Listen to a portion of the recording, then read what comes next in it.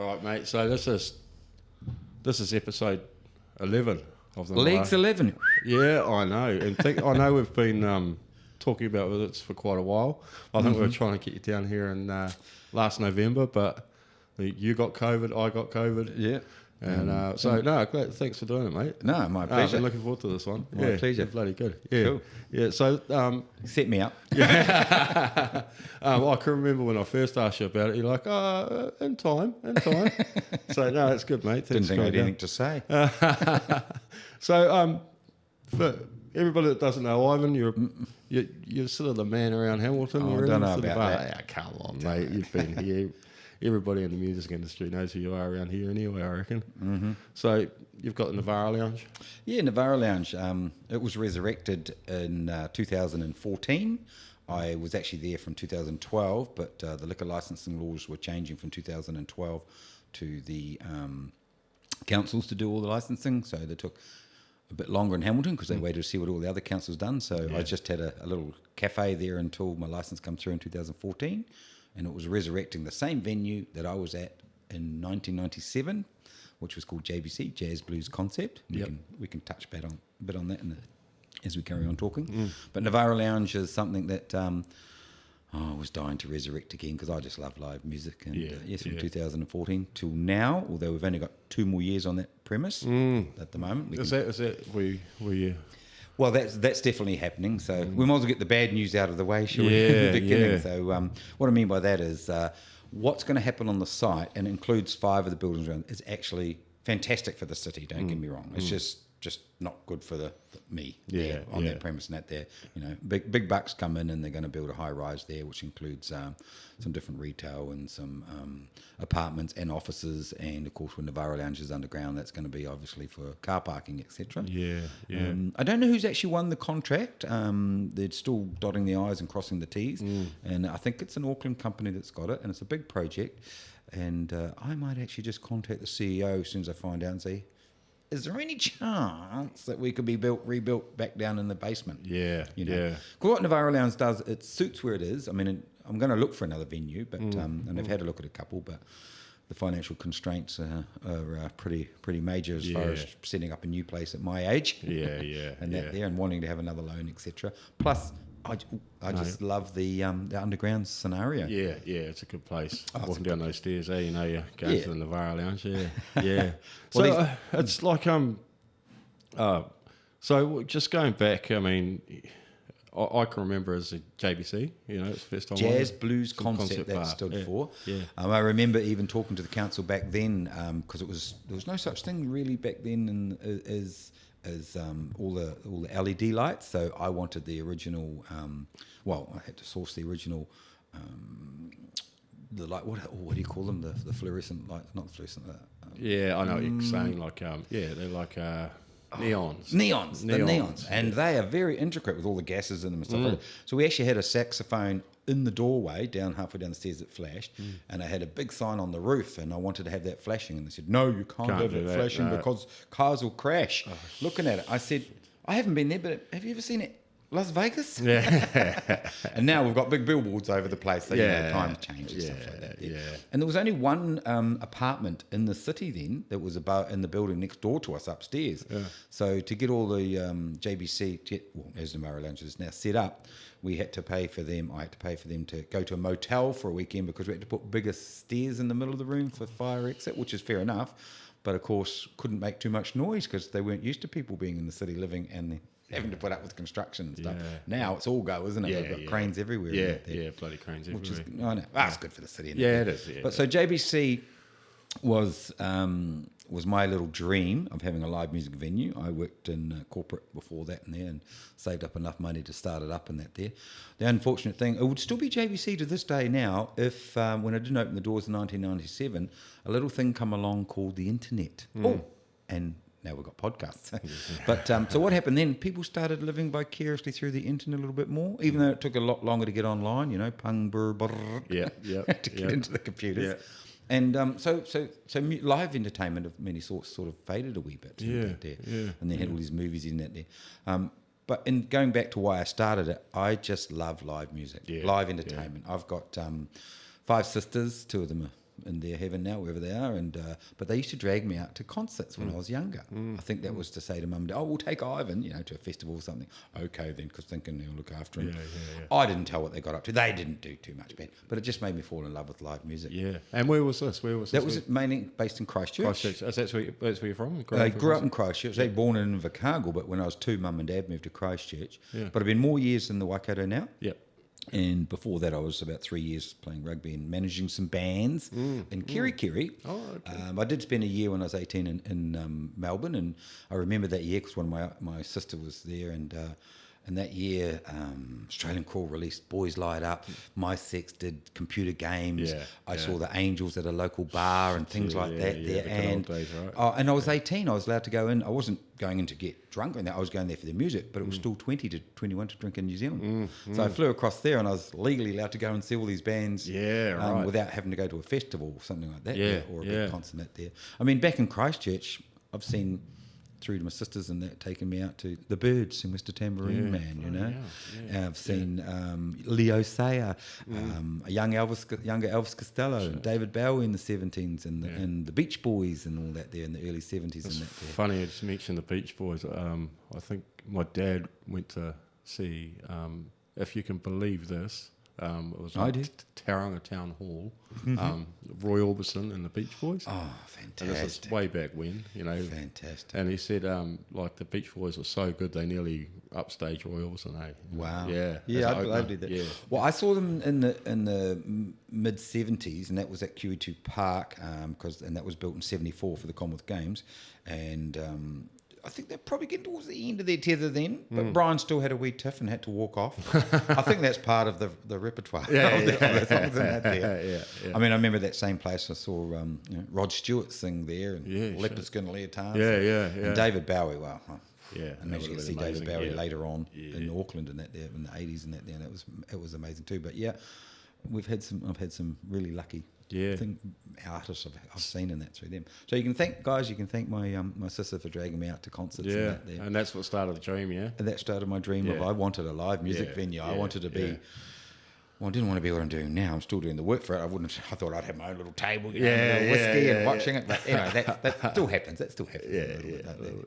So JBC. I was trying to think of a concept, and I was trying to think of what type of music, and I like all types of music. So therefore, especially geographically speaking, for bands and stuff, I thought can't just do jazz, can't just do blues, can't just do rock, because there's not enough population to support it all. So I'll do everything. And it's worked out great. And it has. It has worked out. I mean, you support so many like startup bands, local bands, touring bands. You name it. I've seen some amazing, intimate gigs in the Nivara Lounge. The touring bands that tour from overseas, and we've just had some from Australia last week, a couple of acts from Australia last week, and they're fantastic. And no offence intended to the guys that fill the big stadiums, but some of these are just as good, if not better. But they're just not known. They just haven't hit properly, haven't hit big, and that's the only difference. And for one reason or another, I've seen Magic at an open mic night on a Wednesday night. Wow. Even last week I was just like, I had some tears in my eyes. We had a few new people come down that hadn't been there, been trying to come down and do it, and they're a bit shy. And I was just like, oh my goodness, you've just blown us all away. It's fantastic in that there. And young people? Or yes, all age. We had some new young guys play, and then we had a beautiful wahine come in of a more mature age and have a guitarist play. And she not only got the audience with a little joke or two and that there, but she just sang beautifully and then got them to sing along. Oh, shit. I know, it was amazing. It was the first time that she was down there, and it was just, it was like, please do come back. Please do come back.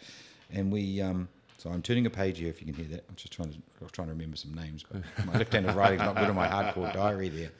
But we got a full mic lined up for Wednesday night, just about, full lineup. I think we're about one spot left for the open mic.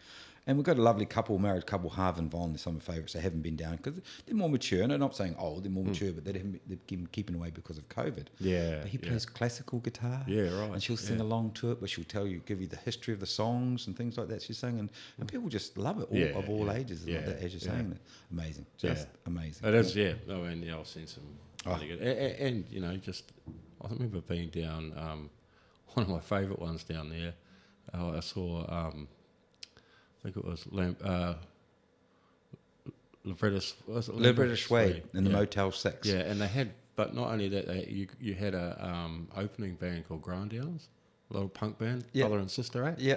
My God, that's so good. Yeah. It was one of my standout. Mm-hmm. And and a lot of people like yourself, you've got your other job that pays the bills because of, you're not a professional. Well, you are a professional what you do, but I mean, like, can't pay the bills unless you get a big following. Like, like exactly. other people. Yeah. And a lot of the overseas acts that come through in places like Nivara Lounge are on working holidays. They know, and they want to come to see New Zealand, and they do Australia as well, obviously, and stuff like that. And they just fall in love with all our talent here as well, and say, look, if you're going to come over to America or whatever that, or England or wherever they've come from, come and look us up. We'll support you. Yeah, that's good, eh? Yeah. It's really good at that. So trying to get little networks like that. But we've been doing a few other things as well. We've started comedy, and we had a play the other week. Did you? Yeah. Yeah, had a play and it was really cool with a local theatre company.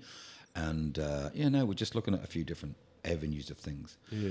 And when I mentioned just before about how our venue, because it's not a huge venue, but I didn't want a huge venue. I wanted something intimate, like you say, and even the artists have been saying they love it, that the audience is right there with them and and they can interact with them, etc. a lot bit better and things like that there. But I'm part of a study at the moment. I don't know if I mentioned to you. No. It started last January, and it's been run by Professor Dave, I call him, from Massey University, and that has been sponsored, or it's been financed, the university, by the Ministry of Cultural and Heritage. Ministry of Cultural and Heritage is doing it, and as I said, it started last January, and it's going for 18 months. I've got about another 6 months or so to go, and that is just based on venues, Nivara Lounge size, a little bit bigger and smaller. And it's focusing on the fact that it's needed for the musicians, the artists of all kinds, plus for society in general, how good it is, beneficial. It's and there's a study come out a wee while ago, and I keep saying I've got to resurrect it again and put it back up online. It was done a worldwide study. You go to a live gig once a fortnight in your life. Now, that sounds a lot, but it's not really. It just means getting off your couch and going out and seeing something. It could be an art exhibition. Yeah. It could be something out there. It has it releases endorphins enough that does add up to 9 years in your life. I know. I know. And shit, you're going to live forever, mate. I know. I know exactly. I'll just keep shaving and trying to make sure. But yeah. So and that was a worldwide study done a few years ago. And so it's just places like Nivara Lounge, Whammy Bar, the Wine Cellar, lots of other places down in the South Island, etc. And that there, it's just beneficial for society. Yeah. I'm still getting people coming into Nivara Lounge now and saying, and they're locals, they'd heard about it, they hadn't been down. Just last week it happened again with a couple, and that they said, we've been meaning to get down here. Oh, it's amazing, it's great, and that there.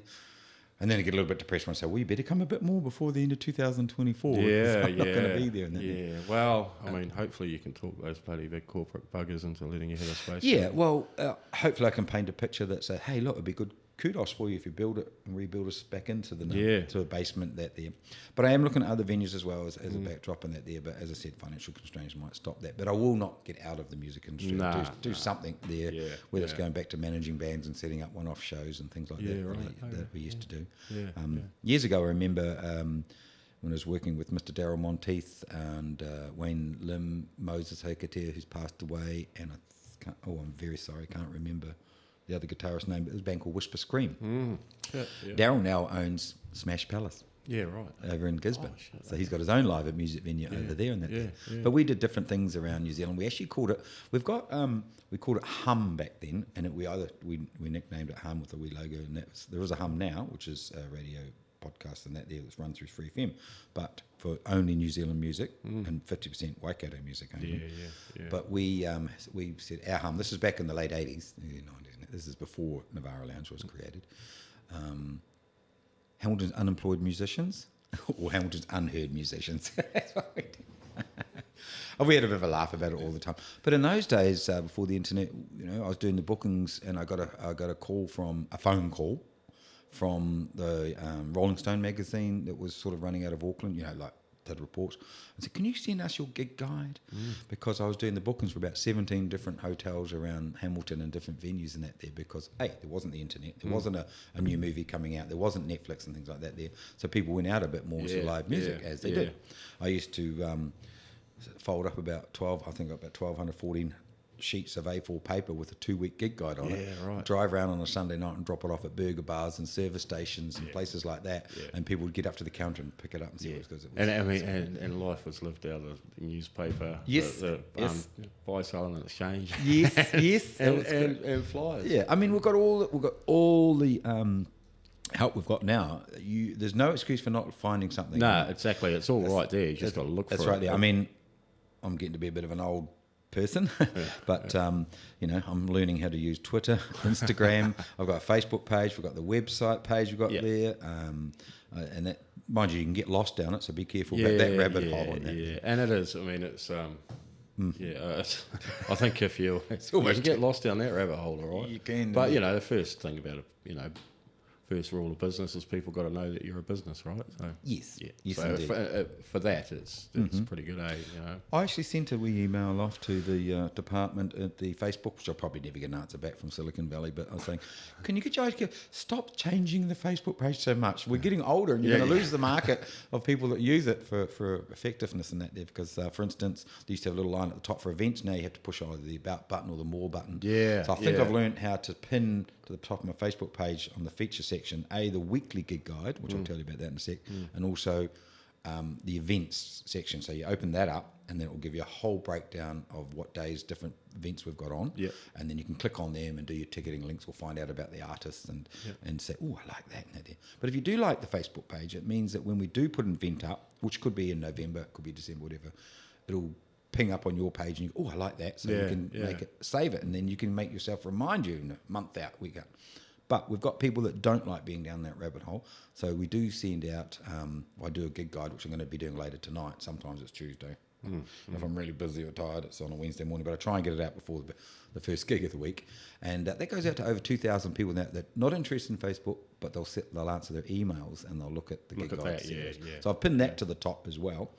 And you open that up, that'll give a breakdown for that week. But that's only for that week, so you could miss out on something the week after if you didn't pay attention to it each week and going on that. But the internet's a wonderful thing.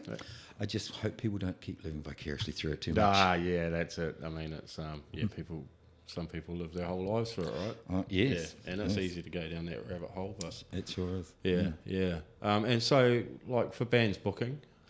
That's on the website. So on the website, there's a booking tab, and it's so you obviously open the booking tab. And it's got all the factors of hiring the venue. So what happens is artists hire the venue, unless we do some different special things in that there, and then they get remuneration from the door.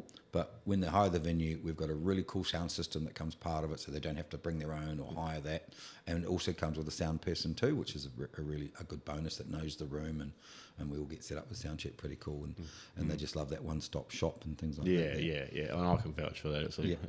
It's pretty seamless setting up. It is. And it's a good bit of fun too. It is good. I just apologise for the guys that bring their own amps down for their own amps about the stairs, but I would tell you, it makes for great sound. It's funny when we had Jim on. We were just talking about Jim Rowe, and he was saying, when he first started out, he's a roadie. Yeah. And he's like, if you can remember Altitude. Yes. Yes. Just little me with these big bins. Yeah. Oh, goodness. Man. It's so funny because a friend of mine owns that building now. And I said to him, you've got a big car park out the back, I'm not sure what's happening with the building or what's going on upstairs. There was some theatre group was up there, and Ernest and the little cocktail bars downstairs. That's right, yeah. And that was another chat. I was sitting there with another person my age, and we were going, this used to be out. I'm sure this used to be Altitude, but now it's a little cocktail. Yeah, it was, and they had a doorway that came down from an internal staircase. That's right. And I remember whenever big bands would play, they'd use the bottom bit as like an after party or something. So they'll sell merch and stuff like that, which worked out perfect.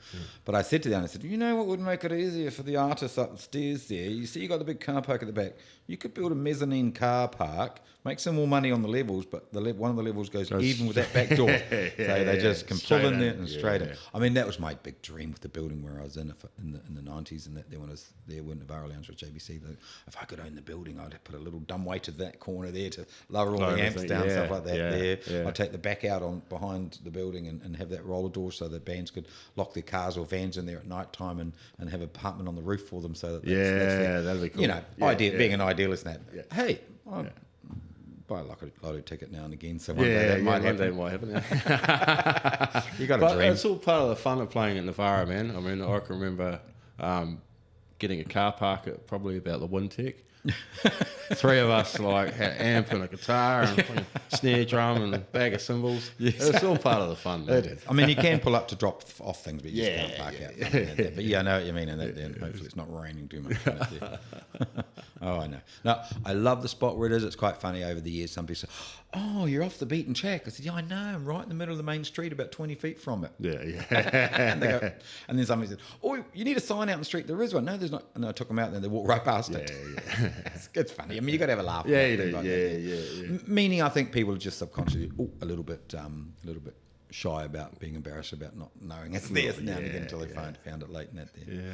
And of course, when we had the new park built, which is beautiful, Victoria and the river next door to it, and it was all caged off, etc., people thought I'd been shut down then. And they only turned up again when they were following a certain band, and the band was booked in there because they followed their page. Oh, sorry, we thought you'd been sent away while they did all that and stuff like that. What do you think it is with you know, I mean, just talking to other people, and I know growing up it was like people got out and there was live music was big in New Zealand. You know? It was huge. Yeah, and I know like DJs and electronica and all that sort of thing. And we have a bit of that, not too much. We have a bit of that. Some bands have incorporated it in it. I just think there's too much to do. Yeah, there's too much choice. Too much choice, I think.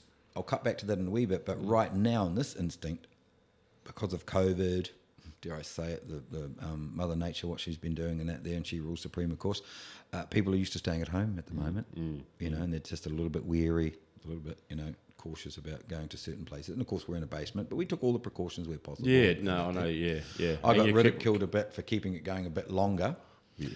But you took all the safety precautions. I mean, I'm going down there and it was 50 people and you had everybody seated and spread out. You were bringing drinks. No one was up at the bar, you know. Yeah. I just want to keep my staff safe, the musicians, artists safe, the punters safe, and everything like that there. Yeah. We have a special license down there, and I just want to mention that the fact it's called an undesignated license a few years ago. It just means that we don't promote the underage bit, but we do get young bands, as you mentioned, young artists coming in. So some of them, they can be there down there up till 10 o'clock at night without a parent, but after from 10 on, if they want to carry on seeing something, their parent has to be with them, or legal guardian, not a brother or a sister, like when I used to get taken out my sisters from the old days and that there. But then again, we weren't going to pubs much. It was mainly festivals and concerts in the town halls and stuff. But it just means that young artists can come in and enjoy a setting that's all about the music. Yeah. It's not actually about the bar. Yeah. And that's why it's not making me millions.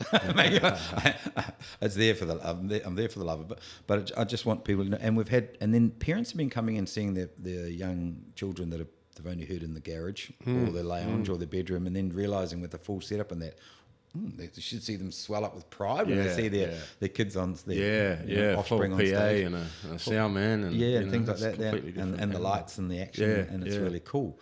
So when I talked about the internet before, as COVID kicked in, we got a grant and that there, and we built in, but we haven't been able to use it at the moment again because of Heartbreak, to try and do live streaming. Now, what I wanted to try and do, and I'll still be looking at doing, we've got the camera set up, we want to do pay-for-view live streaming. And some people say, oh, why are you charging for people to watch that? I said, well, if things are free on the internet, you'll get swamped with ads. Now, what I'm talking about is anywhere in the world, once we let people know about it, somebody could pay, say, $10 New Zealand, watch a gig. They might watch one song. I always say one song's worth. I used to say $5, now I say $10. When people are at the door. But what I've worked out, approximately 40% of that $10 goes to paying for the streaming and PayPal that do the transactions, and then the other 60% will be going to the artist that's booked the night. Yeah, right. So another revenue stream for them. And so I'm hoping maybe I could get a one-off sponsor to take the whole show without having to charge people. If I can't do that, like pay for a year's subscription and things like that. Or, we go back to the idea of, and we tried it out a few times, and COVID hit, etc. But you pay a few $1,000s in advance to the company over in America to do it, and that sort of ran out of funding for that there for a wee while. And it just means Also, we can give the artists the video recording and they can use it however they want.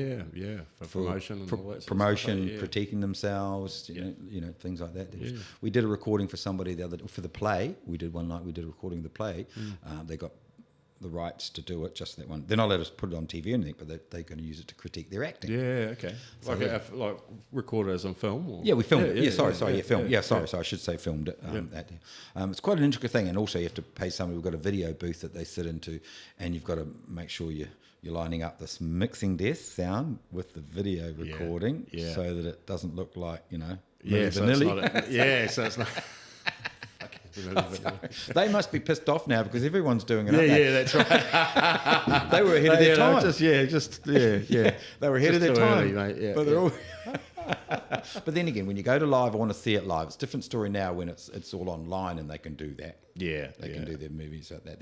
So I shouldn't really ridicule them too much or ridicule what's happening now because it's technology. Yeah, it's technology. I mean, I went to a gig and it looked like that Snoop Dogg was there. Yeah. And it was the Gorillaz gig at the Town Hall. It was like a hologram type of thing. Because he couldn't make that part of the tour. And that was the very last show that the Gorillaz did. And it was really quite a privilege to be there for that there. But just the way they use the technology. Well, they brought Tupac back as well, You know? Yeah. I think they gave him some more abs or something. Probably. Well, they could get rid of an ab from one. Anyway, for me. So, but I just love the live music, and it's. I have tears sometimes in my eyes while I'm at work. I hate calling it work when I'm there working away, and we haven't got a big crowd at all, and there's just some amazing stuff going on stage. And no offense intended to the ones that do pack it out. Sometimes for no rhyme or reason, it's packed out. On an odd night. On a Wednesday or a Thursday, not even a Friday or a Saturday, something like that. You know, and we run a Sunday afternoon jazz, and that's been put together by Koru that did put together has passed since that, but we've got a picture of him down at the bar there. A couple of people still run it, and I picked it up, and they call it Speakeasy Kirikiri Roa now, and it was the Hamilton Speakeasy Jazz Club back then, but I think we sort of morphed it into a Kirikiri Roa, and it's great. And some of the local people, guys that come out, they're teachers at the high schools and at schools and that there, but they love playing a bit of jazz piano and that. And it's just amazing. And then on the off chance, the next day it could be punk. And I just love that. It's good. That's right. I mean, it's quite good just going down the stairs and seeing what you get sometimes. Exactly. Well, I've said it to many people. I want people to come down to a place like Nivara Lounge, not just Nivara Lounge. And there's another venue that's open last place, and they do high energy stuff too. And I'm really glad it's alternative stuff there. And briefly in a minute I'll touch on covers bands, but. It just means I want people to come down the stairs, not even knowing what's on, and it's happened, and they've enjoyed themselves. I've had people come down, and they've come into a metal night, or they've come into a jazz night, and they say, we don't really like this genre, but we're glad we actually come and experienced it. Regardless, and then on the end, they kind of do end up liking it. Like, for instance, people don't realise that there's quite a bit of intricacy in metal that's similar to jazz. And there's a lot of metal guys that play jazz and vice versa. Like, for instance, the Roger Fox Big Band a few months ago was playing the Arts Centre at the university, at the Performing Arts Centre there, and half a dozen of the band members came down after that, still in their swanky gear, because we had a heavy metal band on, and the drummer did jazz school with them in Wellington. So their friends were keeping in touch, and they say, "Well, I'm gigging there too." So they come down to see him drumming his double kick drumming, heavy metal, and they loved it, and they, because they could, and they knew all the. So just appreciated the music, Exactly, so, the art form of it. Exactly. I can't sing or play anything to save myself. Own all equipment, can't do a thing. No, tone deaf and stuff like that. I'm not saying I don't when I'm down there by myself cleaning up, turn the music up, and pretend I'm a rock star now and again. You have to, All right, yes I do. I even go on the drums, but man, I'm unco. I might just get up one day and do a bit of spoken word. That's about it. Oh, I know. But New Zealand is. I've always said it's just so lucky that the percentage of population we've got. We're just so clever in a lot of things, but we've got so many artists out there that will never do it full time because there's not enough population that they could go around and get a decent wage all the time. Some do it, and they do it very well.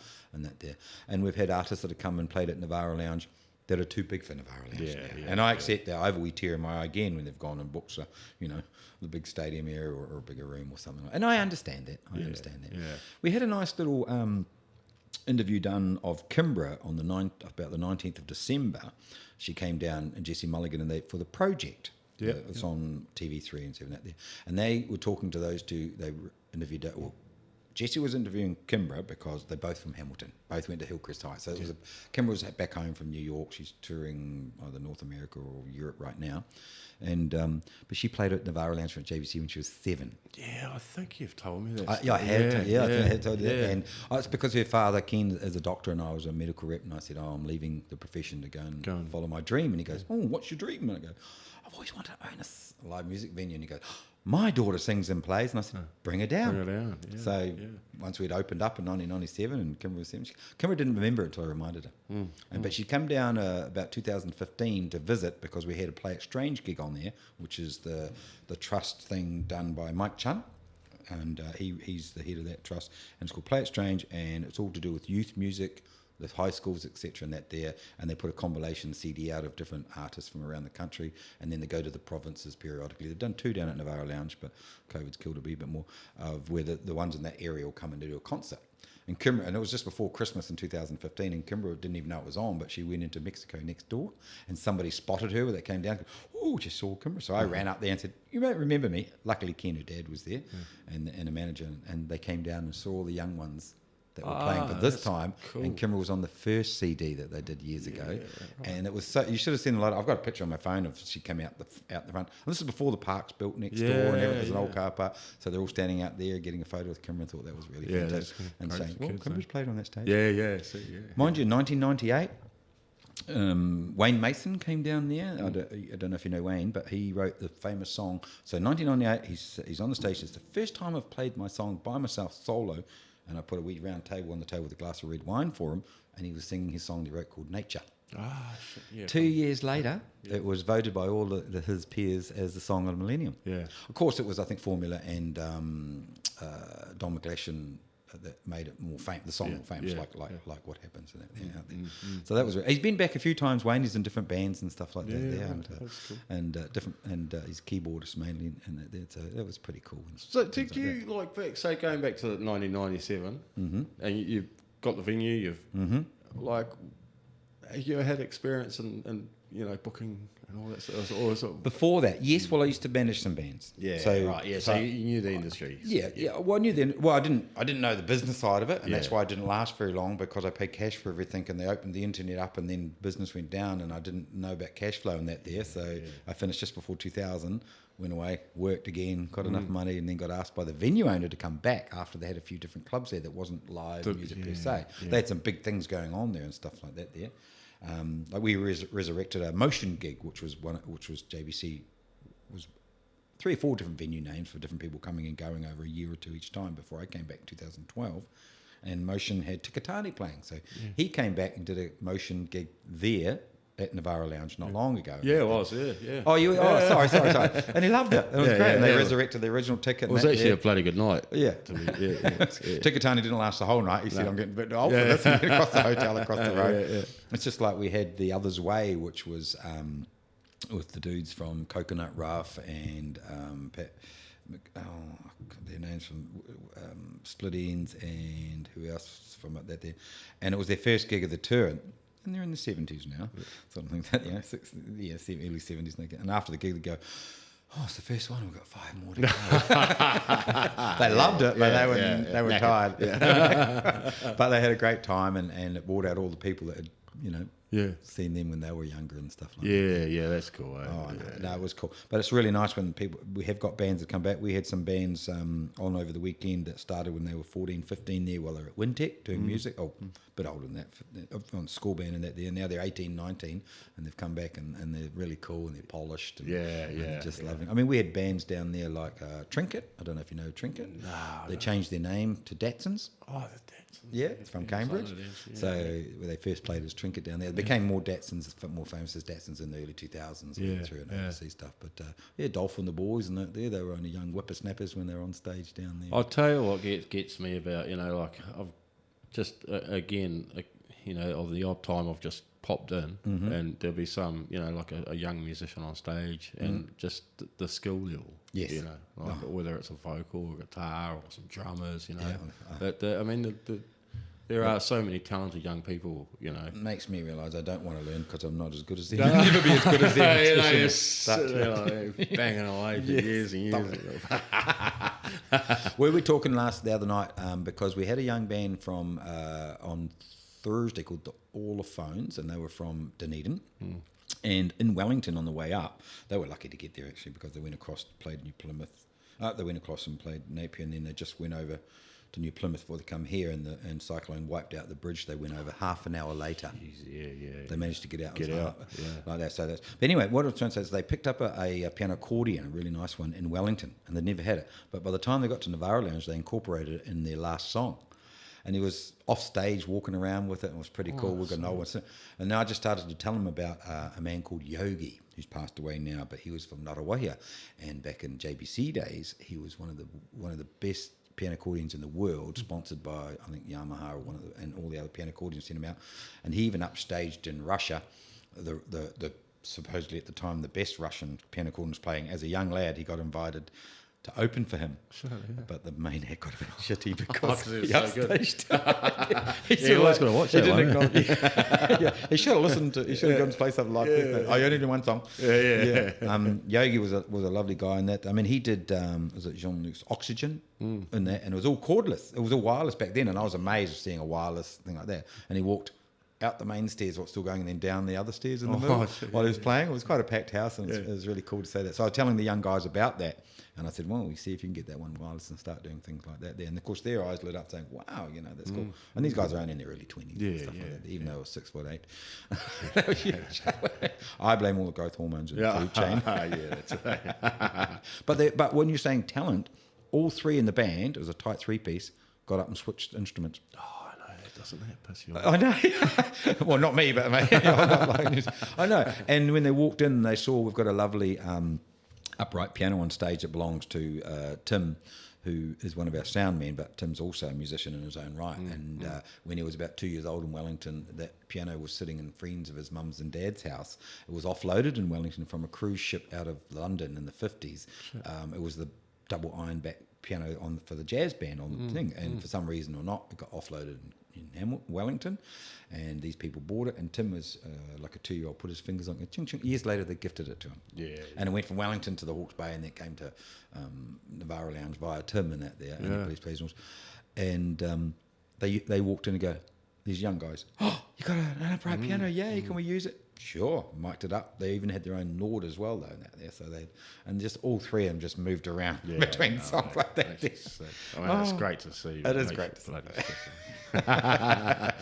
Most of the background music, especially on our open mic nights, Tim's put together a compilation of songs that are all a mixed bag of songs from all artists that played on the Nivara Lounge stage. From the 90s as well, one of the CDs that I kept for there, so he'll take it away and put it through and play it there. And we had this young guy come a few years ago with his mum and dad. They're expat from the Waikato, but they live in Australia now, and they travel. They go from Australia and travel the world. And this little song came up, and it was like, that sounded like Michael Jackson when he was about 7 or 8. And I said, well, the guy is not Michael Jackson, but he was 7 when he sung that, and he had his own album out. And it was just like, and he joined mum and dad on stage. He was probably about 10 or 11 when he played at Nivara Lounge, but he'd done that song when he was 7. He gifted me the CD. Well, I think I bought it. I didn't ask for it. And it was just amazing that the young talent, that they're expat Kiwi, but living overseas now, travelling with mum and dad, just doing music. COVID brought a lot of musicians back to New Zealand. A lot of them sort of left places and come back. We had a gentleman, Mr. Campbell Happy, he's been away like 30 years, and the Happy family is amazing artist and that there, and he was playing everything from cruise ships through to to big resorts and stuff like that there all around. And but they came back for a bit of sanity and when COVID hit, and for good reason. Oh, of course, and decided, we'll just stay here a bit longer because it's really quite groovy back at home and that there. The live music scene is picking up. It's not dying. It's just that people are a bit scared of going out. I think that it's not. Just making I mean, I hope it's. I hope it's not dying. And I don't think it'll ever die. I don't think it'll ever die either. It's just sort of going more up and down rather than being solid. Yeah, it's just brought up, as you touched on earlier. I think there is just so much choice, especially for younger people. It's baby boomers and Gen Xers, and when we were just brought up on it, that's what there was, right? So we know. Yep. And 1,200 to 2,000 people in a big public bar. Yeah. I was telling somebody, not the Hillcrest, but in Christchurch, we've got the Hillsborough Tavern and places like that there. And I remember to get you out was 11 o'clock shut, you see. So, last drinks from 10:30 and that, and the bands are all finished from that there, unless you had a nightclub you could go to or after parties. But they would just turn the fire alarm on to get you out. You could tell, if you were talking away and you turned around and you saw one of the bouncers starting to put their earplugs in, you knew to get out now or you're going to get it. They can't do it now because it's all hooked up to the fire department. They'd have to pay for an engine to come or let them know. But it was so funny. And then people were outside saying, where's the party? Where's the party? Like that. But I became part of it through my sister because my sisters grew up with friends from Hello Sailor. Oh, yeah. And I grew up with the Narcs, with Andy, and Liam Ryan's now based in Tauranga, and he does the jazz festival over there, jazz and blues festival over there. But I grew up with those guys. We're about the same age in Christchurch, and we had down there what we called the Entertainers Club. So that was when the bars did shut, 11, but we had this, the club membership had this old house on the river. But what they'd done is, to get into it, you had to be a member. You had to be either a musician or work in the industry, like the bouncers and that. Because when we finish work at night time, we don't go home and go straight to bed because that's our 5 o'clock finish. Yeah, exactly. We probably shouldn't stay up as late as some of us do, partying. And I'm learning not to, and that there. But work goes on after that. There, it's not just when everyone's gone. That's it. You go home to sleep. But anyway, so they had this beautiful old house, but they'd knocked all the walls out. Poles around, supports and that there, and of course because they'd done that, so they had a stage on one side, because all the bedrooms down the South Island, they all had open fires. So there's open fires all around the outside of the house, right? When you walked in, and you had to buy tickets to go in. You had to buy tickets. There was no running bar, and you had to have something to eat, which is fine. So it was like toasted sandwiches, or a goulash. So a little kitchen, a little cubby hole there, and you'd put your ticket across there, and I think you got cans or bottles, or they were big bottles in those days, and that was the after parties for the artists because they couldn't go home to sleep and stuff like that. And again, you just see some amazing jam sessions. Amazing jam sessions. And people mix it up, different bands mix it up on stage. Summertime, we have places that do afternoon music, but in my day. When I say my day, folks, I'm talking 70s, late 60s, 70s, and there were lots of afternoon gigs too, Saturday afternoon gigs, or Sunday afternoon in a beer garden somewhere. Something like that. I could drive over to Littleton or around to, Golden, one of the bays, and that, and the pub on the hillside would have a garden bar with a band playing Weather Prevailing, and it was beautiful in that there. So I'm going to try and resurrect a Saturday afternoon gig, but I want it to be I'm going to go to the music departments of the high schools. Oh, not only the high schools, the schools. And say, look, you can have 2 hours, 2 to 4, and resurrect a Saturday afternoon gig. I mean, when I hit Hamilton, it was Governors. I mean, when they had big bands down there, I think there was a lady across the river there that they had to put in a motel or something like that there because she was complaining about the same. I mean, she'd lived there all her life, and then all of a sudden there's...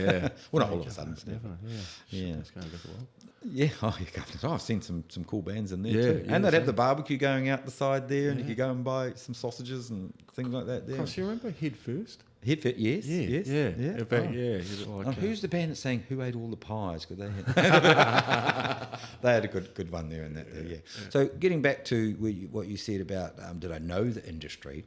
Well, I was involved in it just by people that you knew. People knew in that there. And even when I moved to the Bay of Islands and played rugby up there, for Kiri, me being a bit social person there, I was on the committee, so they said, right, you can organise all the gigs. So on a Friday night, we'd do a little, not a late night disco for the juniors, and then we'd have a band on a Saturday night. I ended up managing a band there called The Quiet Ones, but it was a rock band. Taking them all around the top of the North Island. Great, and getting $5 or $10 on the door then, and they were doing really well because there was, as I said, there was this is the 80s then, before I hit Hamilton, and it was really cool. But when I got to Hamilton, and getting into the industry after, because my partner at the time was working at Kiwi FM, it was a radio station before the Radio Works was created. Hamilton used to be the city in New Zealand that had the most radio stations. That's right. They all started in that there until they went to the big corporate city. And so we did this. I mean, I remember driving out now and again if nobody could do it to help, because my partner was the schedules manager, to the airport to pick up from the little plane that arrived from Auckland the record, which was Casey's Top 40. And so that they could play it on vinyl that night. And because after it happened, it would come across, and then it would be a little plane would skip down with other things. It might have mail as well, things like that. To pick up the parcel to Casey's Top 40 playing on. And that was when in those days, that was when Paul Martin just started Axe Attack. That's right. And I said, Paul, you got to own this. Yeah. I just can't understand why the other radio station got too commercial and dropped it. It's really ridiculous because that was a fantastic show. It is still a fantastic show. I think he does it as a podcast or something. I'm not sure. Is he doing this podcast? Yeah. He's doing something like that. Cool. I'm not quite sure how much. Because he's really big with Tuesday night Axe Attack, wasn't it? Tuesday night. Could have been because we used to sit there, waiting for it. Yeah. Well, I used to sponsor when I had JBC sponsor the Sunday night jazz from Free FM. I only said Free FM. I actually talk on Free FM when it was Contact 89 for the student radio station before they were student. So they used to do jazz, so I used to sponsor that. And then the Rock had a blues show done by Mike Garner. Yep. Well, he's an expat because he was a teacher up at. I think he was teaching cooking. I'm not sure what he was cooking. Chef or something at Wintec and that there, Polytech back then, and we ended up being flatmates for a wee while in that there. But a little Englishman. But if you close your eyes while he was singing, you thought he's a blues man from down south of America or something like that. I know, amazing guy, amazing artist in that there, and he's still doing stuff like that. I mean, because I had his band as the very first on the night when I first opened Nivara Lounge as JBC in 1997. So I had a weekend where I had music, because I was allowed to do music till 3 a.m, which I can, but I don't do now, long in the tooth. But we did it from 8 a.m. when we could do it till 3 a.m. I had solid music. But the first band, we just started with some music, but the first main bands on the opening night was Mike Garner and his blues band. There was also another guy for the jazz side of it, was a guy called Mark de Clive Lowe. Now, Mark de Clive Lowe, he's just a fantastic artist overseas now. I think he lives in New York, and his biggest market's Mexico, and he's part Kiwi, part Japanese a little bit in that there. And he does electronic DJ stuff, but he writes all the music. But the music that comes out on his DJ stuff, he's the musician that plays it. It's different when they're doing electronic, when they've written it, they're playing the instruments, and not just sampling. I know, it's amazing that there. And a wee while ago, I followed him a bit online, and I said something, and I said, if you come back, come to the Maryland JBC, and he said, that place I used to play at when I first started and stuff like that. And I was playing his jazz album he put out back then. It was still great. And now he's done some funkier stuff, and he's got some famous artists, older artists that have done compilations with him and singing and tracking and stuff like that there. So it was just nice to see people carry on. I mean, it's just been, we've had the Bats there a while ago. They just loved it. It was resurrecting. Unfortunately, I get a bit embarrassed because I forget how many people have been there. You must have seen. We do about minimum 200 gigs a year. That's more than most places do that. I'm talking when it's different bands each night, and some nights you can have 5 or 6 bands if it's a punk lot, and they only do like 1 minute songs, so they do a 5 minute set, and then the next one's on. But that's part of it too. That's all part of it, but it's good. What I found about it, it's like being in a, like a start-up band, and that you get to. It was a great place to meet other people and network. And that's what the artists have been doing. They've been networking, and they, they'll go to another spot in New Zealand, do the same gig basically, and then, and you meet another one, way it goes. We've actually got I've noticed we've got about 4 or 5, a half dozen that have been coming down to open mics, and they've formed their own little co-op. And they've been going out and doing other little stuff, and some of them have been playing in different places, and it's great. I mean, some of those open micers are great, What we've done with some of them is actually record them as well. We've offered them free recording and that, so they can use and put a single out and stuff like that there. We haven't done too much since COVID, and I'd like to resurrect that before have to go and find somewhere else, because as you said, it's just mind-blowing in that there. I can't remember some of the bands, but I remember when we had in 1999, it was the very last Sweetwaters. And it was held at the reserve out by the airport. And it was an amazing setting. I went there, but what happened, because the internet had only just started, 50, 60,000 people on the NC, we're going to come and all that. So the guy did everything, but then they didn't buy their tickets. It got taken over by a certain entourage of people, and he got ripped off about. I don't know the whole story about that there, but the bands were fantastic. I mean, Elvis Costello still played, the Stranglers still played. What I did the week before is I got a band from on each night leading up to it that were performing there. And I'm saying that because our band had the very first Swedish band to play in New Zealand. ABBA's never played here. And they might if they get reserved, I don't know. And they were called the Helicopters. And they were very sort of metal avant-garde jazzy. It was amazing. They couldn't speak very good English at all. Well, when I say very good English, they didn't need to. They were in New Zealand. I couldn't speak Swedish. And but they come through and so amazing. And then we had another band on one of the nights called the Hosemobile, and they were from 50 miles out of Nashville. And I do remember, I must have the t-shirt somewhere, but they just had their t-shirts that had got it all second-hand shops or from Salviano shop, and they would just put their stamp of a skull with a Hosemobile on it, no matter what was on the t-shirt. So the one I've got, I think it's got Tennis on it, which is a little wee town called Tennis out of Nashville, and that one of them's from or something. They picked up some t-shirt. So I just like that type of thing for that there. Yeah. And the reason why I start, and we had like Sticky Filth, and we also had then Students for Tibet had one of the Dalai Lama people that was travelling through that performed, had their own chanting tent and at the last Sweetwaters. I've still got the wristband sitting above the bar now, down there now from it and that there, and when I found it and that there, and it was just nice to have that. And then I had a competition who will come that week, win in a draw for a double ticket to join me at the festival, which I know 4 days, which was really good, and it was quite amazing in that there. So it was really nice to have those international acts come through and then play at a big festival, and just appreciate the fact that this is just international standard stuff coming through. And it was really cool. I mentioned about the t-shirt thing with the Hosemobile, and I'd like to mention that, please, if you can buy the music, it's better to buy a hard copy. I mean, I know Spotify gets it all out there, etc., but they get minimal from it compared to what they actually buying a record. Yeah, actually buying a record and t-shirts. Yeah, I mean, t-shirts, hats, whatever. I mean, support the art, because it's tough. Very tough. Very tough. And there's some talent. If you see someone out and they're live and they've got some merch, try and stretch your budget. Whenever you mate and you share the cost of it and say, you can wear the shirt 1 week and I'll wash it, or share the CD.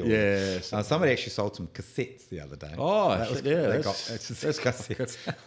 It'd be bloody hard pressed to find a cassette player though, wouldn't it? That'd be the hardest thing. Well, in actual fact, Tim, who I mentioned a couple of times before, he's also a very good DJ as well as his piano side of thing, and he can do a lot of stuff, and producer and stuff like that. He's a clever guy. A very clever guy, but he's a great op shopper. So we've, over the last year or so, we've sold about 8 or 9 ghetto blasters of all different types that he's got, working ones and everything like that there, and people have snapped them up. I think we've got one left on the big one that there. And I mean, the cost of D4 batteries though, but I mean, you can get rechargeable batteries these days, which makes it a bit easier. And I think a lot of them have got an AC in it. They have, and they should really come with a pencil or a pen so you can tighten your tape cassette. But at least bloody tape was indestructible. I mean, I grew up with tapes. Some of it was, some of it wasn't that there. And you learned how to overdub. Yeah, you covered that little square hole with a bit of tape. So you could record it. Shit, I remember as kids we'd sitting there. I think it was like RTR Countdown on the radio, ready to roll. RTR. And we sat there waiting for our song. So can you remember who hosted it? Well, there were a few, but no, I can't actually. Oh, sorry. Well, there was a few of them. I mean, we had Dick Driver, we had Karen Hay, we had Mr. Tate did, was it the Grunt Machine or something like that? And then we had the Sunday Horrors after that. That's what I always remember about the Sunday night. You're right. You're sitting there like your fingers. And back in the day, if I was allowed to stay up, we'd watch Radio with Pictures. Yep. That's great. That was the thing that was on. That was way cool. Yeah. And it was a cool show, man. Yeah. Like way before its time. I taught you a bit about music as well. And talking to the artists and things like that. They had really good interviews and all sorts of stuff, and then there'd be. They'd find different acts and wow, where does that come? When are they travelling and stuff like that? I know. We had like I mentioned, we had the Allophones from Dunedin on Thursday, but then on Saturday we had Pretty Stooked. Oh, Pretty Stooked. Pretty Stooked from Christchurch. Oh, sweet. And they were amazing. Yeah. What were they playing? What was the genre? Sort of indie rock. With some melodic and a lot of harmonies, which I really like. Harmonies were a thing of the past.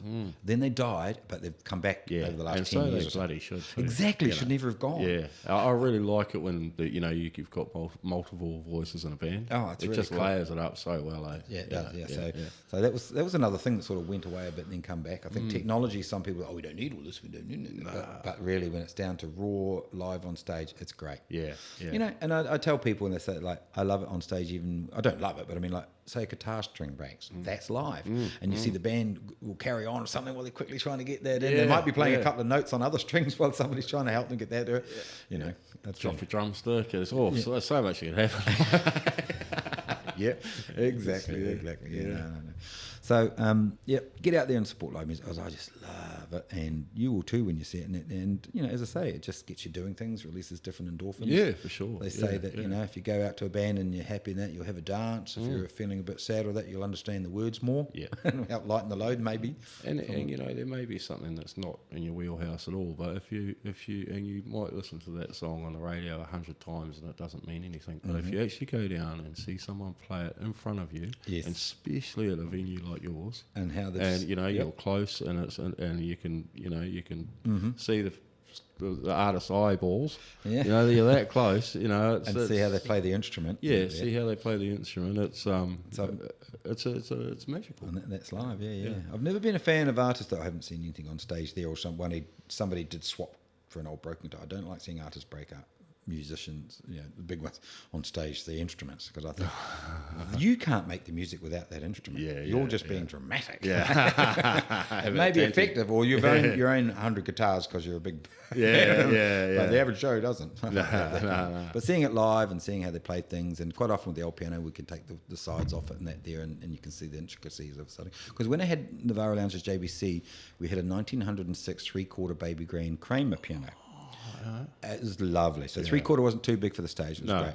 I bought it. It was up in the rafters up at Shearer's music store. Oh, yeah. And it was faded one half. It was brown, but it was faded one half because it came from a farmer's place.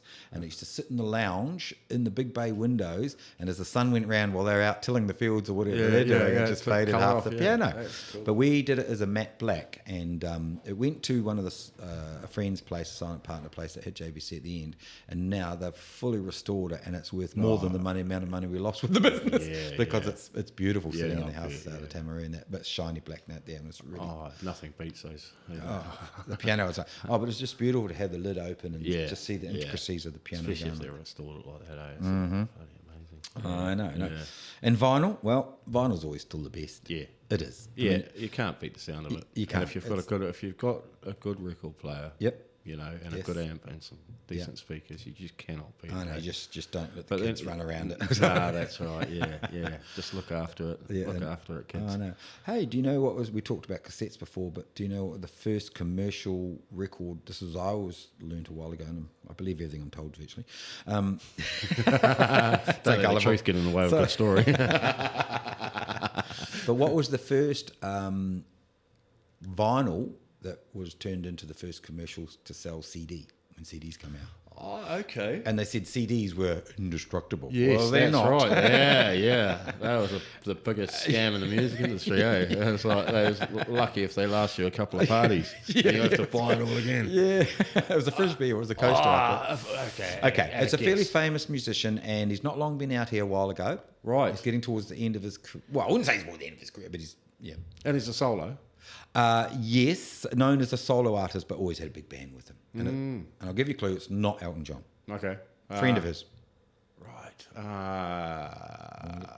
Somebody's probably going to Google something and say, no, that was the second one, or the third one. But no, I'm pretty sure this was the first CD record that was turned into a CD for commercial sales overseas.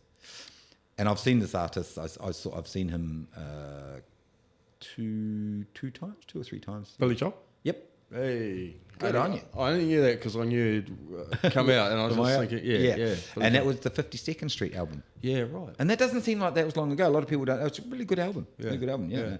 Although I do have a wee story about Billy. And I saw him when he played Piano Man with Elton John. It was in Christchurch back then when I was there.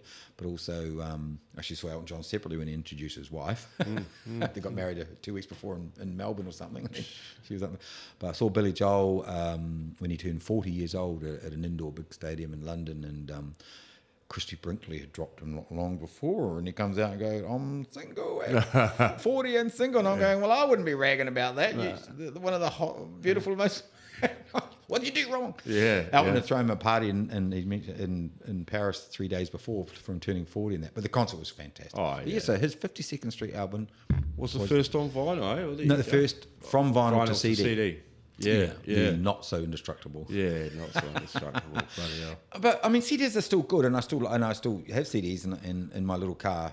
It's an old car, so I still got a CD still player. running the CD But people haven't even got them. Nah. I haven't got a stacker in there. But we were having a laugh about that at work, and I think there's been a few bits and pieces on the radio about it, and they came out and said like, who's still running a CD tower in their letter?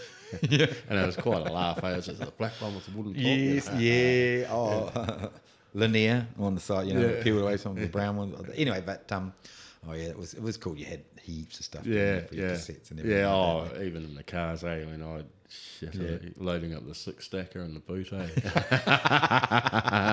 Oh goodness me! Classic.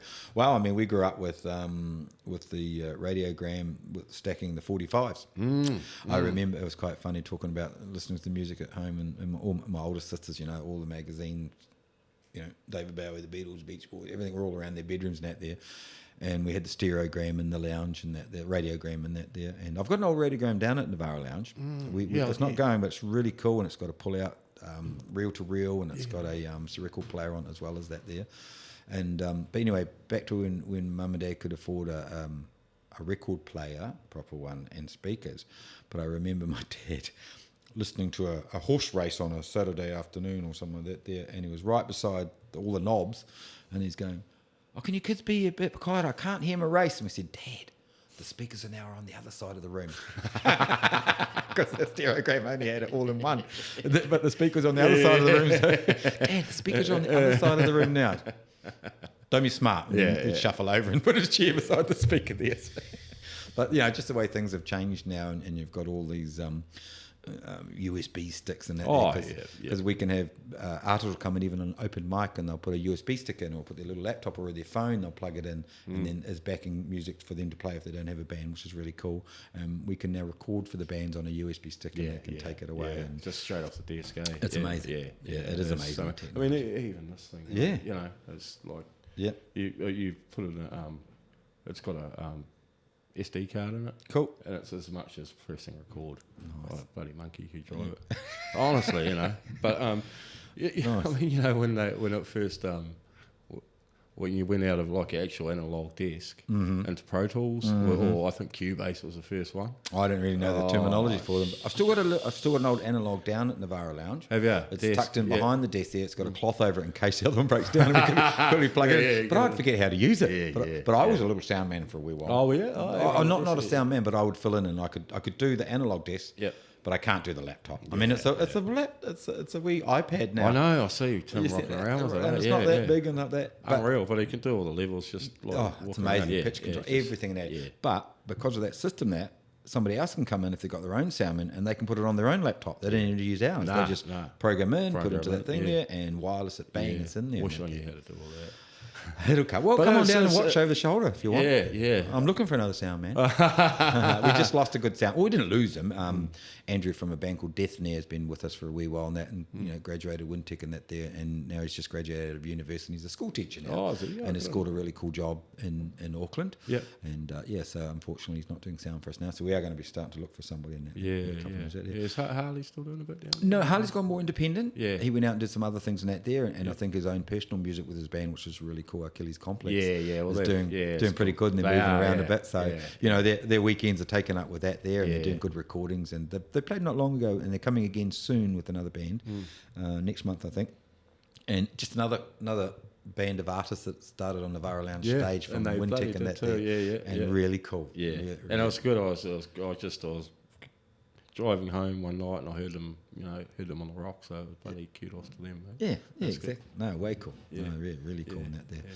So we do, as I say, we do some other things as well. So you can hire Nivara Lounge for different things and private things, but we are booked out a wee bit ahead. So if you need a birthday or something and we can help you get a band or an artist to play, then do contact us and things like that. And that's just via nivaralounge@gmail.com. Well, I'll come down and see me. I'll drop all your cool. everything in the description, mate. Oh, nice. Yeah. No, it's just that I'd like to be busy between now and the end of 2024 so that I could pay the bills off and maybe have a stronger foot to go somewhere else than that. Yeah. But I won't give up trying to be in the same place, but I don't think it's possible, but I'm not giving up all. I mean, hey, Nivara Lounge is my dream that I started. Didn't think I could start for many years, and I had to go away and earn money to do it in the beginning and that there. So, but it did come to fruition. So I'm never going to give up. No, just not going to give up. But back to when you said about I knew it all. In Hamilton years ago, I used to manage about 6 bands. Oh, did you? Yeah. And then I did all the bookings for lots of venues. Yeah. Lots of venues. I mean, even across the road from Nivara Lounge, which is the Ramada, and it used to be the Cobb & Co. And on the side, and then they rearranged it a little bit. And on the corner, there used to be a little bottle shop. So I was working in there as well, as I had about 6 jobs at once, trying to save for the first house when interest rates were 23%, and wanted to go overseas. But my partner said, we're not going overseas till we get a house. And I said, I agree with that, but it took another year or 6 jobs a week. Anyway, that's another story. So across the road, we had the Windows Bar, which is the side one.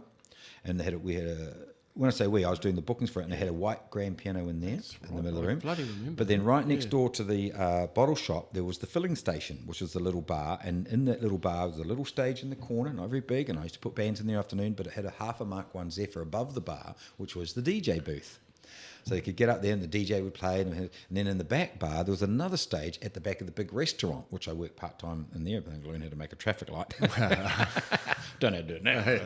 But we had another band there. So on a Saturday, we could have about 3 or 4 different bands playing in the course of the day in different parts of the venue, and that was really cool. And in those days, we had the Riverina, we had the Dinsdale Tavern, we had the... just all of them. All of them. And there was heaps of them. And that's when Rolling Stone rang, can you send us your gig guide, because we didn't realise there's so much music. Hamilton is an amazing place for artists. And so one of the bands I managed back then, we managed Whisper Scream, and we had Beats Working. Some of the dudes, they're in the 70s and touching 80 now, and they're still doing some music in the blues club and things like that there. There's another band called Swing Shift. There's another band called... I can't quite remember. Beats Working, Swing Shift, Nanoa. They were amazing. Couple of brothers and one of the brothers' partner. They were Mormons, but beautiful sort of band that could do like anything from weddings, cabarets and stuff. They're very good harmony. They had backing music, but they also played guitars and keyboard. But they'd like the drums were machined for that. But I'm talking about the 90s. And I remember we had the residency for them for a little while. There used to be a really cool nightclub in Hamilton called Candios. And that was in the old, the building that's now apartments, the white ones, opposite Kiwi Bank. And you went in an elevator, but you couldn't get in the elevator to get to the club on the top 2 floors because there were bouncers in suits, and meaning you had to be quite well attired. And you go up to the club in the elevator, and when you opened it up and you went around the corner of the elevator, it's a big, long, white fluorescent bar with cool neon lights to light it up and things like that in those days. And then they had a DJ with the big checkered floor down on the second to top level, big huge area, the DJ sort of in a booth up on the wall, and then you went up these stairs and it was a lounge up there where you had a live band, but you had windows, but they're all double things, so you could only feel a little bit from downstairs, so you could watch a live band there and watch everyone dancing on the disco floor down there to the DJ down there. It was a great club, but it was an Auckland company that did it, and they seemed to get sick of it and then just left. Did they? Oh, I don't know what happened. Maybe the building got sold, I don't know. But that was just another thing there. But one of the other bands was a band called Handsome Jeffrey. Now, Handsome Jeffrey, they were all at Girls High. They were like 15, 16 years old at Girls High. And they come to me and said, could you manage us and stuff like that? And said, well, I have to meet all your parents and you have to carry on doing your career, whatever you're doing, studying for and that there. And that there. I remember one of the girls, when I went round to the parents' place, she didn't tell me. I was set up. He was a senior sergeant or something like that there. He left his uniform on. He opens the door and I'm going, I'm Ivan. I'm come to ask if I can manage a 16-year-old daughter in a rock band and that there. And he kept a stern face for a little bit. He said, I knew you were coming all that. That's cool. And the lead singer, one of the other ladies in that is Haiti, and she's now a film director, and she's an actor now, and I don't know if she's still doing music. Outrageous Fortune. Oh yeah. She played the mad Russian girl on it, but now she's the director. Okay. Producer and director now. She went a bit overseas now. And then the lead singer was a beautiful soul that's been in Fly My Pretties, etc. Anna Coddington. Anna Coddington. And Anna is, she's still a full-time musician now. And amazing. She's grown up, married, a mother now and that, but amazing artist back then. But for those guys, to get them out live, when they couldn't really play in the pub scene, they could play there if the parents come in and that there, because they had an entertainment license that there. But I'd have them playing out there. Got the rugby boys, the rugby union had them playing as the people are coming into the rugby field and stuff like that, and other bands. And it was just something like live entertainment, people arriving, stuff like that, and then different things like that there. And I'm glad to see that they're still doing music and still doing art and stuff like that there. So it was really nice to see them carrying on. And it came back a wee while ago, a few years ago, and she had another lady that opened for her at Nivara Lounge called Lips. Lips went on to get the Tate Award. Yeah, okay. You know, I think it's, the Tate Award, or what's the other one? I think there's that one, and there's another big one which is done by all the musical peers and that there.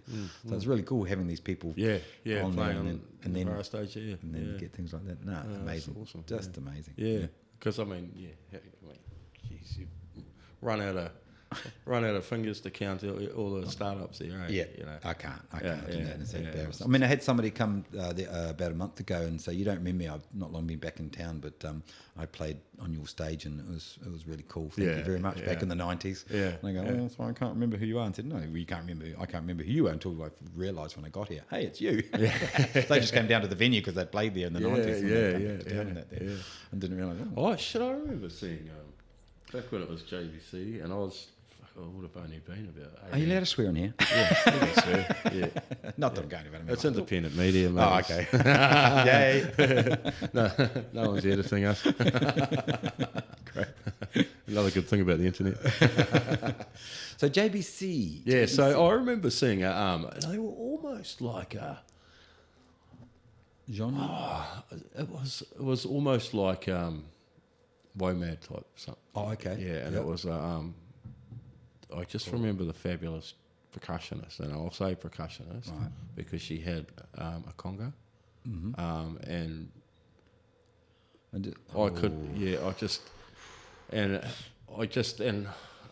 I'd never heard so much, good music coming out of one drum. Yeah, but she could play this thing, man. Oh, nice. Unbelievable, way. And that was down there. Well, we had a really good percussionist the other week at Jazz called Fabio. He lives over in Tauranga, and he gets taken up to Auckland to do stuff like that there, and just the different stuff he puts up there, and some of the things he's made to make music out of. It's not actually an instrument, but he's made something. He's made something as a percussionist. As a percussion that. Oh my god. Yeah. Well, you see the guys who just got plumbing pipes. You know, street performers. Oh, that's pretty cool. Yeah. The first world countries, aren't they? Third world countries, but they still do some great stuff. I've just lost track of all the great people who've been there of all ages and genres of music and that there, but I'm just so proud of them all. Yeah. You included, mate. I'm not breezing on it. No, you included, mate. You've had a couple of really cool nights down there. Yeah. And you played with a few different musicians. And I mean, I just, for me, I guess on behalf of all musicians, just bloody thanks for having. No, honestly, mate, because it's it's huge. It really is, because it's well, it's a two-way thing. Yeah, it's a two-way thing. But it's it's not easy finding places to practice, because you can practice as much as you want in a lounge, but until you're on stage in front of a live audience, I hear what you're saying. Like that, that's where the musicians they hone their craft. Yes, and I did mention before, and I said I'd get back to it as far as covers bands goes. We have covers down there, and we have a lot of jazz standards down there and that there, and a lot of musicians that play around in covers bands, that's to earn some bucks. That's a set wage for them like that. And the songs I sing were hits for the person that wrote it, and I wish I was getting, I wish I was a writer sometimes, getting some of the royalties. It would be really cool if they can keep a track of it. They come down to Nivara Lounge when they want to do original stuff. When they put an EP together or an LP or something like that there. I don't know how true this is, but a friend of mine in Christchurch years ago that came back from doing his OE in London, this is way back then, I said, "Oh, what were you doing over there?" I said, "I was working in a record pressing plant." And I said, "Oh, tell me about it." So, what's this and that there? He said, "One thing I did learn," he said, "there is, what does LP stand for?" I said, "Oh, long play." He said, not in the production side of things, those in the industry that are just pressing it. Stands for linoleum petroleum. The petrol byproduct that makes the vinyl. Is that right? Yeah. Is that what it is? But that's where they started it. And then long play is obviously on the other side for that, then that there. But so that was quite interesting when you see things like that. There's a lot of history there, and it's like making a huge comeback record. It isn't it? Well, I think if you're applying for help from New Zealand Music Commission to get an album out there or something, they want to stipulate that you do an LP. Oh, is that right? It's part of the criteria where possible to do an LP these days and that there. And that's really cool. And I think there's some dudes that have started up a pressing plant in Auckland. Oh, that's A year or two ago, not too long ago compared to. I think there's an old pressing plant in the ocean in Wellington Harbour. Somebody dumped when it was closed down, using it as an anchor for something or something like that there, or out of spite it was thrown. I don't know why, but the story goes, and apparently, I don't know if it's been pulled out there, but years ago it was just dumped off the wharf or something I don't know why.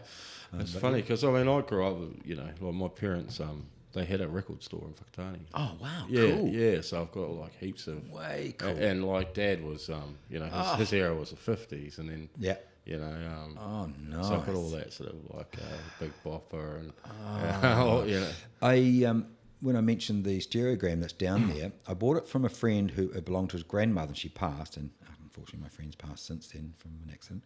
But it was from Matamata, the stereogram. And the funny thing is, it still had all the charts of being serviced and stuff, and one of them was Muir's Electrical. Mine is Muir, no relation. No. But when I had a look at the reel-to-reels down there, which one day I'd like to get them resurrected, it's got the tape cutters and all that. Yeah. But she's written on handwriting there, so she would have recorded it from the radio in it onto her reel-to-reel, and it says the evolution of rock and roll from 1950 to 1960.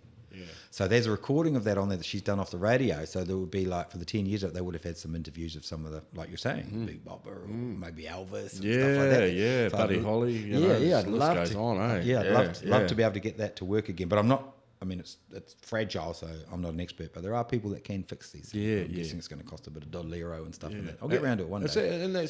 It's sitting in the cabinet there when you open it up. I'll show you when next time you come down. There's a whole lot of different reels, and her handwriting says the evolution of rock from 1950 to 1960, as recorded off the BBC radio.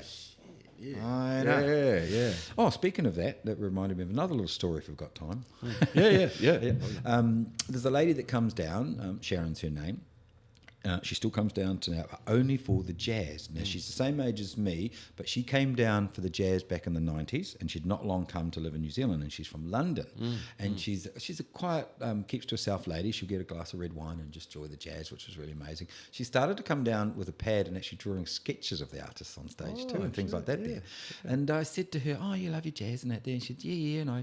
And I've phoned my dad and said, I don't know what she's running away from England or just wanted to come here, but she's never left since. He's since passed. He passed in 2009. And the reason why I'm saying that is because she said, I rang my dad and I said, I found a little jazz bar called, a little place I can go see jazz called JBC. And that's what she told me. And then about a month later, this is back in the 90s, this parcel had come to her. And it was a parcel from her dad and his business partner.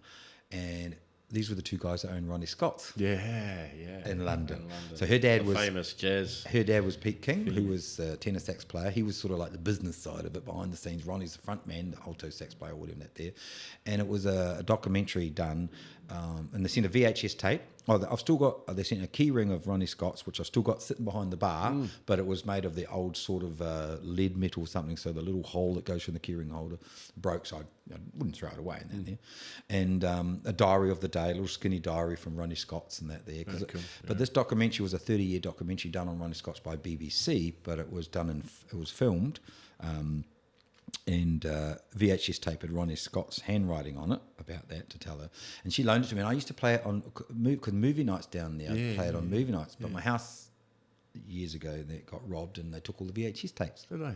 I don't own any porn. I don't know why they thought they had porn. So they'd probably thrown it away, thinking, "Oh, what's this?" What's this? But the documentary was the MC. The compere for the whole thing was Mel Brooks, and he's good friends with a guy called Buddy Rich, which was one of the best little American Jewish.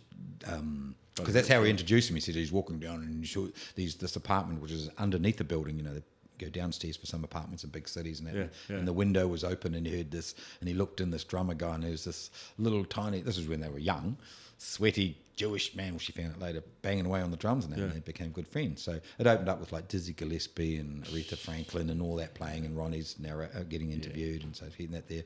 So she lives in Hamilton now, and amazing, she just comes out for the jazz, and she said there's just some of the stuff that's on stage here is just world class, like I've seen when growing up at Ronnie Scott's, that there over in the cool, 70s and stuff when she was, she would have gone there from the 60s because she was born 61 as well. And it's just nice to know that people are in there. And as I said before, lots of musicians have come back and coming out of the woodwork because of COVID. I'm not saying I wanted COVID, but it's kind of brought some people home to roost, and people are realising what quality life is now. Hence, they're starting to come back out a wee bit more to see things. And I tell people, Well, I asked them, why don't you get out your front yard? Go out your front gate. People say, oh, check out what's in your backyard. Well, your barbecue's in your backyard. That's nice to listen to the record you bought while you're having a barbecue on on the Sunday or whatever and that there. But get out your front yard, get out the front gate and go out and see things like that. There's just something music-wise. Yeah. It's really cool like that there. It's not all about the alcohol that pays the bills, but we're not a booze barn, so touch wood, and I don't want to jinx myself. Never had one fight down there. No, I've never seen anything not down in the 90s and not in the 2000s, because they're there for the music, they're for the artists, and just talk to people. And, and everybody just wants to talk to each other. About music. With it's that's what the everybody's got the same interest. Atmosphere. That I want it to be like that. There. And musicians have networked themselves and stuff. It's really cool. And if we need a bit of extra equipment, they drop it down or borrow something, and that's really cool like that there too. Cool. Oh, I know. Well, shit. Where are we at? Oh, I don't know. Yeah, we're getting into an hour 20. Can you believe that? No, it hasn't been, has it? I haven't finished. We could save something for last time. And this is not going to be out there on time, probably. But for instance, this week we've got a really cool band from up north called Valkyrie. And they've just got back from doing a bit of a stint in America. Oh, okay. Just for recording, just to make... They didn't do a whole tour. They just wanted to go there, plant themselves there for a wee bit and check it out there. And they're an amazing band from up north. And what's their sort of genre?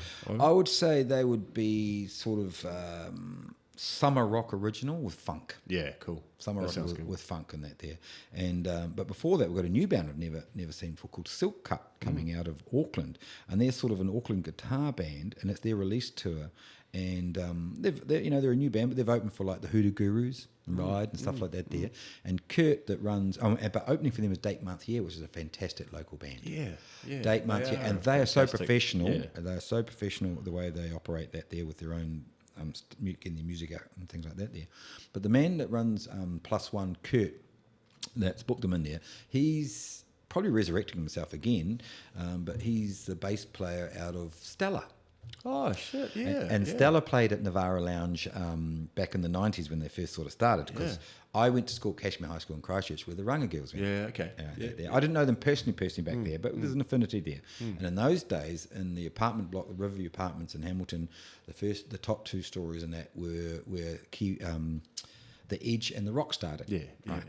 So because we had to play late at Nivara Lounge when it was JBC, because we had a little restaurant above us, I would take them up there, and my friend Mike Peru, who's still doing radio, and he's with Flavour now, he's doing Flavour radio and that there, and get the bands to be interviewed there before they played down at JBC and that there, and take them up there, either the Rock or that. The Green Man from the Rock ended up being my flatmate for a while before he moved. He's in Sydney now. And that there, and I remember the first Splore that came out, he decided to get married on the beach for Splore, so we were invited to the elite area for that there, so it's really cool. But I mean, with I miss Big Day Out. But, the guys would get to interview different bands and stuff like that then. And I mean, I got a picture on my phone of even when the first time Ed Sheeran came out, and he went to the Edge, and my family was all young, and that was a Christmas present to take us all to the concert a month or two after Christmas. And so we were allowed into the studio up there, and he came out, and he was wearing the same clothes for the gig that night that we got the photo on my phone with him. He's just so relaxed like that there, his khaki pants and that, and we shared something like that there. And my daughter that's now 16, so she was like knee high to a grasshopper back then, and they did coy look because of who's this guy? And it's the first time I've seen somebody use looping stuff. Yeah, and he did it. You've got to say he's clever. Very clever like that there. Yeah. And but he does stuff with other people and that there as well, and writes a lot of songs for others as well. But there's a lot of music out there that doesn't get out to people in that there because people just don't have the finance to do it, and they only play it live. Like they can't afford to record, or they don't record, or they don't think they should record, or whatever like that there. And then the other one, I mean, it's how many fantastic musicians and bands are like just on the edge of obscurity with the most fantastic songs, and they just don't hit. For whatever reason. Then they've got everything on Spotify and YouTube and this and that, self-promotion, and it's just it's just a big sea of a lot of talented people. Exactly. And a lot of them are open mics, and that's really cool. So we started the thing called Local Artists Live as well. So as people in the open mic scene can get more songs under their belt, then we move them into their own show at Nivara Lounge. Cool. Maybe 2 bands or a band of solo artists or something like that there, and we cover the cost of production and stuff like that up to a certain amount, and then any profit that's made on the door goes to them. Nice. And that's just another way of giving back. Yeah. So I've reported that to the study that's been done at Massey University, and let them know about the different ethnic shows we have there. We've had some gurus from India come through, from a gentleman in Auckland, and some amazing talking drums, but tablas. Seen them being played? No, Look, so many different. The tablas are small, but the different parts of their hand to do different sounds out of it is amazing. Yeah. I mean, I've heard. I know what it And the sounds sitars like. and everything like that. It's just amazing. I mean, you might not like it to listen to it more than one show or something, but just as you said, going there and seeing how they get sounds out of instruments. It's amazing. Exactly. Yeah. I suppose you better let me wind up, I suppose. But then we've got, oh yeah, Whitechapel Jack, and then we've got some young guys doing a bit of punk and rock on Saturday night, and the band names are called Boondocks, No. Pink Plates, Static, and New Delusion. So that's another thing that really cracks me up. Some of the names of the bands. Names of the bands. So how did you get that band? I mean, there was one band in Hamilton for a wee while, and they still do a little bit now and again, not much, called Spiteful Urinator. I said, where did you get that name from? Well, our cat in the flat would pee in the corner. Oh, you little spiteful urinator. And then here comes a band name, eh? I know. So good. Some that I won't say on air. But the Beatles changed their spelling. Yeah. That's it. Yeah. Cool. Hey, mate, thank you very much. No, thank you. And then let's do it again. We will at some stage. We'll let you know what's happening, getting closer to things. Sure. And if you go online to .org and check out the Nivara page. As I say, I'll put everything. I'll put all your socials and everything in the description, mate. Cheers. Bloody good. Thank you. Yeah. I'm shaking his hand now. Go ahead, mate. See you, Lukey. Thanks, everybody. Bye.